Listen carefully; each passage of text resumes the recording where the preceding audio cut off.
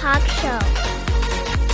Fashionista Madame Miramar online talk show. Here you can find different kinds of stories of life of the guests. Saan na GS mo?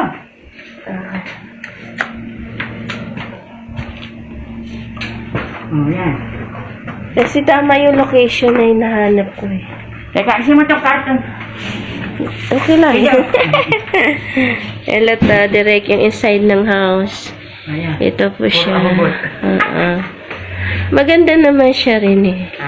Mahilig ka rin pala sa mga stylish na. Ayun yung mga anak ko, tatlo. Oo, yun lang yung anak ko, tatlo lang. Ito siya po.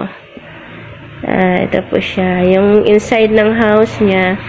Ito po siya. Yung hagdanan niya. Ayan po. Ayan po. Ito po yung kusina. Ito po yung dining house. Ito po yung dining house. Ayan po yung dining house. Ayan yung table. Ayan yung hagdanan niya po is malaki. Ayan po. Sige. Dito lang, okay. Alas pa, dami sa ko. Ang dami mo mga biyaya. Abubot pa. Mga biyaya. Grabe na. Para tayo magandang buhay. May Discovery Channel. Ito po yung maganda. Ay ng bahay. Sikat po sa amin tong lugar na to. Kasi yung asawa niya, isa servant po ng aming lugar. Yan. This is the kusina. Ito po yung sainganan. Dito po siya. For the first time lang ako nakapasok ng bahay na to. Pasensya ka niya dyan. O, di ba? Ang dami niya mga nakakayan sa buhay. Mahilig din sa fashionista siguro to. Ang dami niyang fashionista kati sa bahay, no? Ang dami siyang kaartihan, no? Di ba? Ay, may santo-santo ako dyan maliit. Oo. Ang dami niyang kaartihan sa bahay niya, o, di ba? Ang dami niyang kaikikan sa bahay niya. Cute. Cute na mga niya. Sige, te, dali. Kasi may paninda ka dun. Ito, arwana ko, oh. Saan? Ayan, oh. Ayun, good. Dali na. Ito po yung may tindahan po siya. Ito, matinda ko dito, oh. Ito, oh. Oh. Ito, meron pa ako dito, oh. Ayan. Sa aking lati. Ito, lati. Ito pa yung bulda ko, oh. Oo nga. Ito mo ba si bulda ko? May ka pala, Lucky Charm. Ayan. Ayun! Yan pala to. Ang laki naman ng Lucky Charm mo. Hi, pahinging Lucky Charm. Ito pa, oh. Ito, si bulda ko sa haraba. Ito. Meron Ito din. pa, oh. Ito, oh. Ang aking mga kaibigan. Wow, ang daming totoo pala yata itong sinasabi ng Lucky Charm, Ayan pa, oh. Diba? Ito yung frame naman. Ay, yun nga yun, yung isda. Yung isda. Totoo pala yung Lucky Charm. Ginagamit mo rin pala siya. Ayan, mga paninda naman.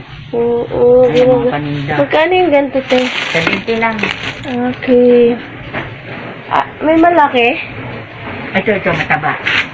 Ang ganito. Ito. Ayan, maganda klase rin yan. Ano po? Sige, dali, dito ka na. Ito po yung tindahan niyo. Magkano po dito? 10. And the predictions of Madame Miramar. Anong mother? Magiging successful ba sa pamilya? Ano daw? Gago, bakit? Simula kasi nalagay ko sa rin. Joke ko kasi. Jackie, huwag kayo maingay. Supporting to sila sa akin. Dito ko. Dito kayo. Basyo ka. Tingnan mo yun. 44 lang dati. Dito ko ngayon magkakailalaki. Ay, baka mag-destination na. Ang magpapanalo daw sa akin sa loob. Ano ba pang Hello? Hindi ka kita. Bunga nga lang. Yung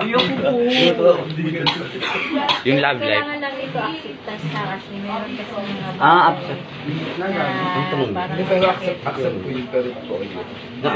Yung magiging ano, successful ako sa mother. Pero dito, Wait lang, Jess, umalis ka dyan. about love life mother. Ganda, meron na naman. Ako mamami ah. Sure. Gusto din malaman yung course eh. Our guest for today is Madam Esther Natividad. Hello, Madam and Sir. Nandito po tayo sa Passionista Madam Marimar sa ating talk show online. Ito ay meron tayong isa sa guest natin, na isa din content creator na dating meron siyang mga business sa marketplace, sa market. Kaya po siya, na-intriga po akong interviewin siya gawa na nais ko pong malaman kung ano ba talaga yung pinaka magandang option sa kanyang work dati.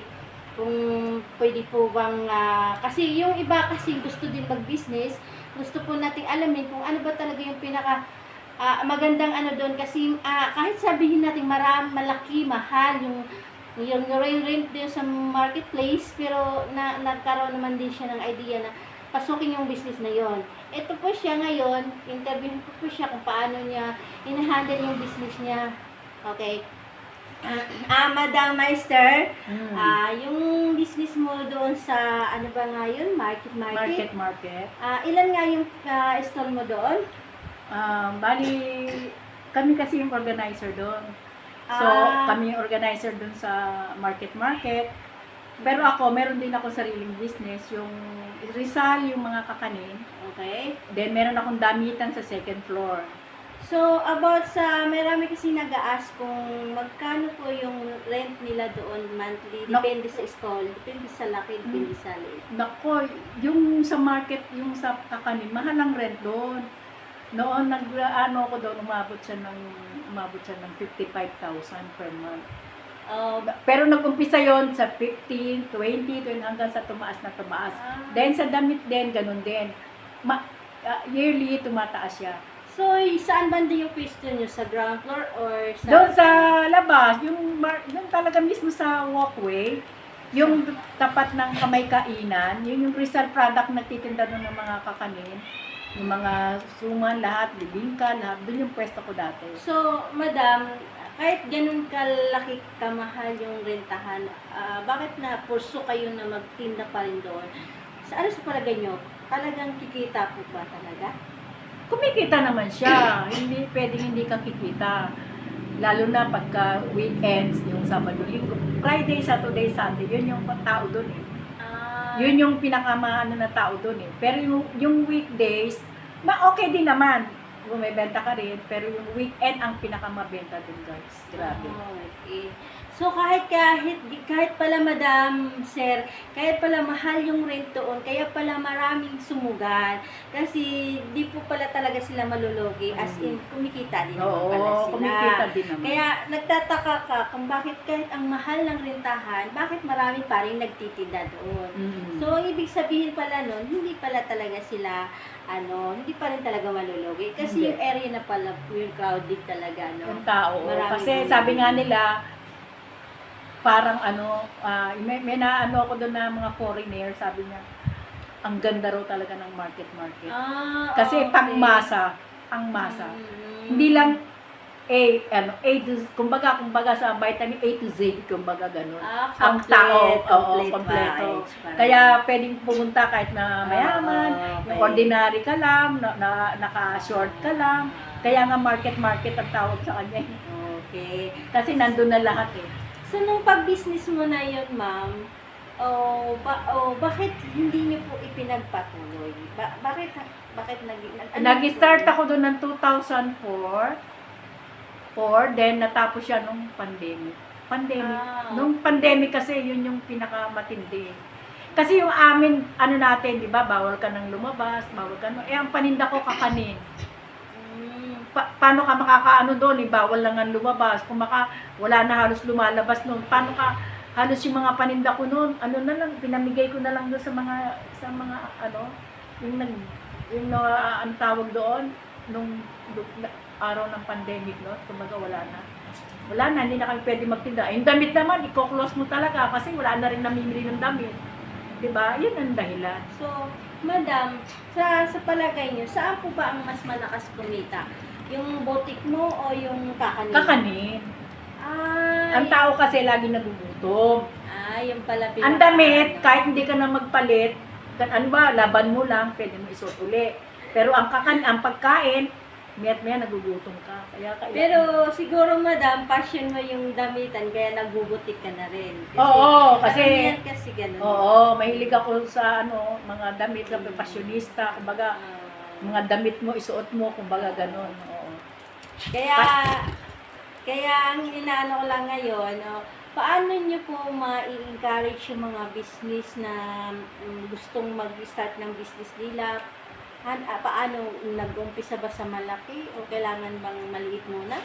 Siyempre, maliit muna, no? Wala ka namang nag-umpisa lang ako nga, lang yung tinda ko nun eh.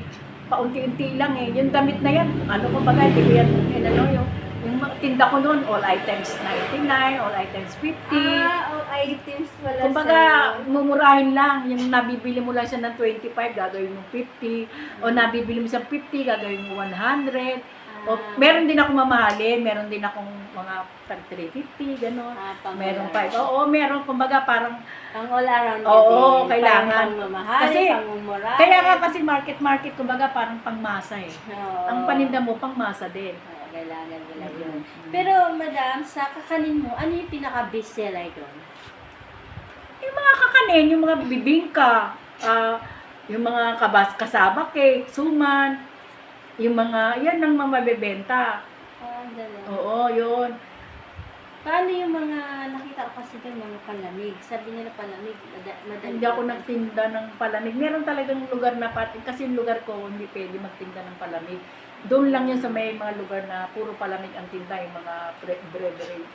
Kung sakali, madam, na pagbibigyan ka ng pagkakataon na muling buhayin yung negosyo mo, posibilidad po ba o hindi mo na kailangan? Hindi ko na kaya eh. Bawal na ako magbuhat ng mabigat. Bawal na rin, kasi wala na akong driver. Kumbaga, lahat hindi na pwedeng gawin ko. Kumbaga parang, sabi nga nila, mag-relax na lang daw ako. Kaso, paano ako makakapag-relax? Wala na akong kung dinahanan ka ng pandemic, wala na talagang pera. Halos 2 taon yung pandemic ko. Nag-umpisa pa magta 3 years na bago wala talaga nakabawi noon.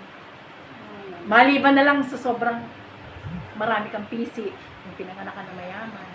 Kumbaga yung pera mo marami, kumbaga pwede kang hindi ka mawawala ng pag-asa, meron kang pang-roll, yung kagaya mo na wala talaga. So, ibig sabihin, nung pagkataon na yun, talagang naipamigay mo na, kumbaga hindi mo siya na talagang na-distribute na Hindi na. Siyempre, bawal na nga rin lumabas. Ang mga tindera ko takot na. Siyempre, nasa labas kami. Kahit sabihin mo naka-face mask ka, natakot pa rin sila. Kasi di ba pag may nangyari sa kanila, sagot ko yun eh. Kaya sila yung ayaw nyo na bang di wala. Wala nang ayaw na po namin, baka magkasakit kami. Hindi ako din lahat ang gagastos, di ba? Yung panahon na yun, madam, gusto ko pong alamin kung ano po yung pinaka-struggle sa business. Yung yun. Meron po bang something na stress, na may something, siyempre nandun yung ikaw talaga nag-hands-on ng business? Hindi ako nag-hands-on ng business eh. Meron akong, yun na nga. Right hand. Yun yung pagkakamali ko nga, sabi nila, kaya daw, kasi pinagpaubaya ako sa tindera. Ayun, may election pala tayo mapupulutan ngayon. Pinagpaubaya ko siya sa mga tindera, sa mga lalo, minsan meron akong pamangkin na yun lang nagbabantay, siya nag-aasikaso lahat. Kumbaga, pinaubaya ko sa kanila. Kumbaga, hindi ko na alam nangyayari. Wala nang inventory. May inventory sa una, susunod, wala na. Kumbaga, Sa umpisa lang ba? oo, kasi yan, hindi mo lalo pagkakakanin na ganyan, meron nasisira talaga. Di ba? Ma-out na pala, hindi mo pa alam. O minsan naman, kahit hindi sira, iyaan nila, nasira. Ganun, kaya kailangan talaga tutok.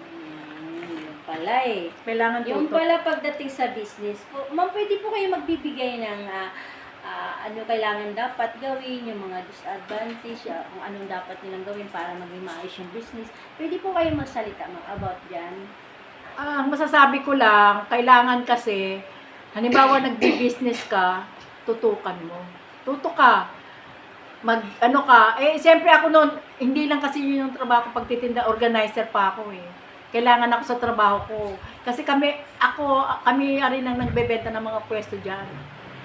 Kumbaga, nag-organize ng tinda, hindi ko na kaya. Kumbaga, parang, yun nga, ngayon, pag kayong nagpuput up ka ng negosyo, ikaw mag-handle. Kasi kasuhin mabuti, lalo na kung yan lang yung trabaho. Ako kasi, bukod nga doon sa pagtinda, may trabaho pa ako, kaya hindi ko talaga naasikaso. Kumbaga, napabayaan ko. Pero madam, may nakikita kasi ako ibang establishmento ng mga negosyo na mga tao din naman nila ang naghahawak. Pero hanggang ngayon, ano pa rin naman, nakiklik pa rin. Ay, So, hindi ko. ano kayang mga nun? Siguro mga camera na gumagana nun. Meron na siguro Mga silang CCTV. CCTV, Yun. meron, may CCTV sila. May Ako, ikot lahat ng CCTV. kumbaga, parang walang makakaligtas doon sa CCTV camera kasi merong kaya malalaman nila. Saka monitoring yun doon kahit wala yung may-ari, nandun doon sa cellphone yun o kaya sa laptop nakikita doon. Lahat ng camera makikita doon kung sino ang gumagawa ng sa loob ng di ba? Kaya pala gumagana talaga ang CCTV camera about sa business kasi pag wala talaga yun, may hiding talaga nagaganap. Kaya may kasabihan nga po yung may-ari, bumabagsak, yung mga tendera, nagkakaroon. Kasabihan nga. Meron talaga yan. Ang dami ko na po na-interview na kaganyan. Nagugulat sila, bakit mas marami pang pera yung tendera sa may-ari? Kasi yung may-ari bira lang. Alam mo, nung bumaksak ako, ang dami ko nadidinig. Kasi pinabayaan mo tindahan mo, pinabayaan mo sa ano. Sa akin, ang katuwiran ko kasi, para sa lahat ng nanonood, sa akin kasi, kumbaga, kung ano man yung binigay kong tiwala sa kanila, bahala na sila kung anong gusto nilang, kung anong ginawa nila. Ang importante sa akin, yung binigay sa akin ni Lord, yung reward sa akin ni Lord, yung hindi ako, kagaya ngayon, ganito na ako, hindi ako sakitin, kumbaga, lahat ng, kumbaga, ibinalik niya sa akin, lahat ng tulong ko. Sige anak, binigay mo lahat, naintindihan kita, mas maganda yung bibigay. Ang bilang reward ko na lang sa iyo, yung hindi ka talaga maging sakitin. Yun lang ang pinakamatindi. Kasi si Madam, nasaksihan ko naman talaga kasi lagi ko siya nakakasama. Isipin mo, hindi talaga siya kasakitin. Wala pa nga siyang maintenance na gamot eh. Siguro yun talagang reward sa kanya ni God. Kasi maraming mga tao na, kumbaga, the more kasi niloloko ka, the more daw na talagang ikaw yung papatibayin ni God. Kumbaga, yun ang gift niya sa'yo. Yun lang yung niya. Pero ang magsasuffer nun, yung mga tao na, ayun, di mo alam, yung mga hinakot mong pera, babagsak sa ospital. Di ba may mga ganun Naghakot ka nga ng pera, dumami yung pera mo, pero sa kalakuhan naman, ang mangyari sa'yo, dumami yung pera mo, babagsak din sa ospital. Ikaw yung nakukuhaan ng mga pera, pero healthy, di ba? Anong pipiliin mo? Humiga sa pera, tapos nakaratay ka naman, hindi ba? Pangit naman yun. Ang dami mong ang pera, pero yung katawan mo parang hindi na masiyahan kasi halos hindi na makabangon, di ba? Mas maganda pa rin yun na napaka-malaking bahagi ng buhay natin yung pagiging healthy natin talaga. Labis talaga yun na nakikita ko talaga yung hanggang ngayon naman siya is open arms pa rin. Hindi siya nagtatanim ng galit. Maayos naman yung niya. At is nakita ko naman sa mukha niya na hindi naman siya, alam mo yung bitter talaga na tao. Kahit ang dami niyang pinagdaanan, niloko na ng mga niya, mga kasakop niya sa tindahan, pero okay pa rin siya. Yun ang kagandahan sa ginagawa niya. Kaya ngayon, bilang napaka tao, at least nakikita mo naman, na-achieve mo naman na ganun pala talaga si God, hindi talaga natutulog. Madam Ansel, meron pa pala akong interview sa kanya. Isa po siya sa nadisgrasya sa motor. Ngayon nagulat ako, natilamsik na siya, natalsik na sa malayo. Pero wala siyang, alam mo yung, wala talaga siyang, konting-konti lang talaga ang sa kanya. Hindi siya talaga yung, hindi siya napuruhan, hindi kagaya ng iba na, as in talaga. O, diba? ang laking regalo mo yun kay God kasi buhay mo, hindi niya basta-basta inaano, di ba? Ano yung mga time na yun? Anong masasabi mo nung kasagsagan na yun?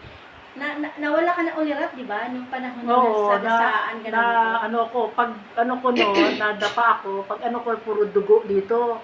Kaya akala ng iba, nawalan ako ng ngipin, yung ilong ko kasi punong-puno ng dugo yung dala kong towel.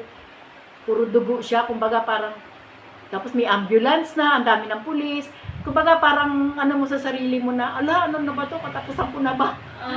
Alam mo, nakasuot sa akin hanggang ngayon yung kwintas ni Padre Pio. Hindi ko yan tinatanggal sa akin kahit sabihin nila na ano na siya, nasa leeg ko lang lagi yan. Yan yung nagligtas sa akin. At saka yung mahilig ako kasi magdasal, paladasal kasi ako eh.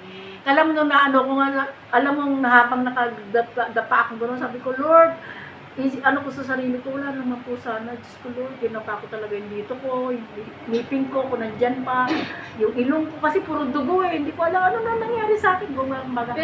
Pero yung lahat talaga ako nakita, konti lang. Nung ko, dito ko, akala ko kasi tatahin daw, nagpunta ako sa doktor, kailangan daw tahiin.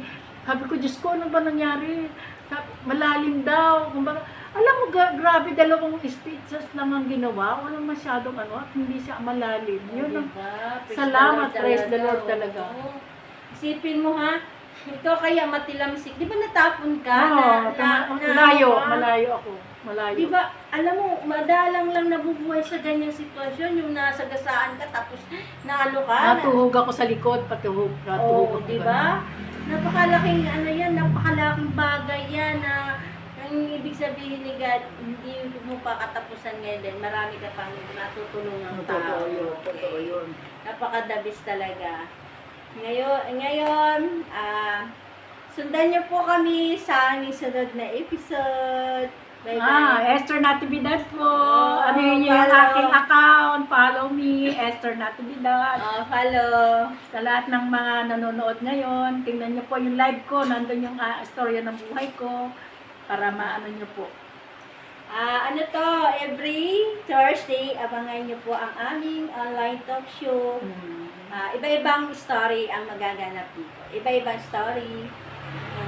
May gagawin din kaming mga short film, drama.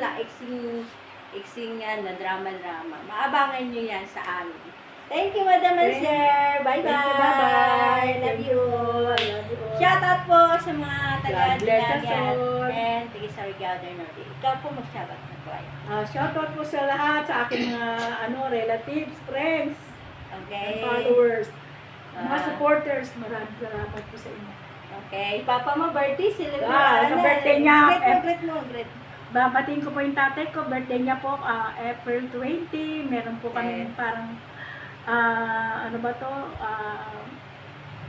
konting sa namin.